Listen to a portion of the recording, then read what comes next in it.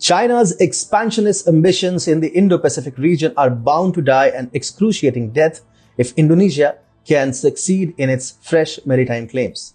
As per local language media, Ambassador Triansyah Jani, permanent representative of the Republic of Indonesia to the UN, has submitted a proposal for extending its continental shelf. Indonesia wants to expand its continental shelf to the southwest of the Sumatra Island.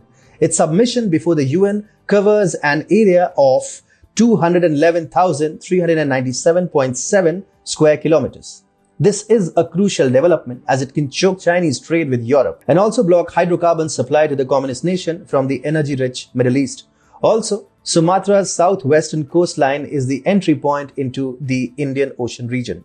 Now, if Indonesia's claim is accepted, China will suddenly find its Indian Ocean region and trading interests imperiled. The process of expanding the continental shelf requires the formal claim to be proven technically and legally before the United Nations Commission on the limit of the continental shelf, that is the UNCLCS. The entire process is a part of the claimant country's rights under the United Nations Convention on the Law of the Sea, or the UN Clause 1982.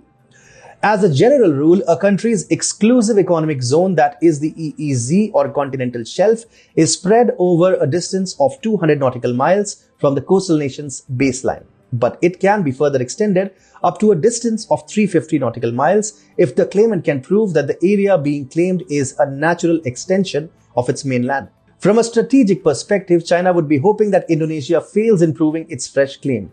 It is well known that presently Chinese trade hinges on the Strait of Malacca, a narrow choke point between the Malay and Sumatra Islands that connects the Indian Ocean with the South China Sea. Beijing imports 80% of its fuel consumption through the Strait of Malacca and the Indian Ocean. As such, China suffers a Malacca dilemma because of the Indian Navy's growing influence in the Indian Ocean region and its undisputed ability to block the Strait of Malacca. India can literally choke the Chinese economy with its growing naval power. This is where Indonesia's move to extend its continental shelf becomes extremely critical. China's commercial and military operations are expected to shift towards the Sunda Strait, that is between Sumatra and Java, if and when New Delhi starts to poke the paper dragon near the Strait of Malacca. However, now Beijing would suddenly realize that Sunda Strait isn't going to be a cakewalk either if the Indonesian government can expand its continental shelf. Consequently, India's Malacca leverage over the Chinese economy will also go up rapidly. For the Chinese People's Liberation Army Navy also, it would be quite a setback. China is presently a green water navy, incapable of exercising influence far beyond its littoral zones, yet China keeps looking at blue water navy ambitions, which is why the PLA Navy has been looking to exercise more influence in the Indian Ocean region. The PLA Navy keeps conducting underwater surveys of the routes connecting the Indian Oceans and the South China Sea.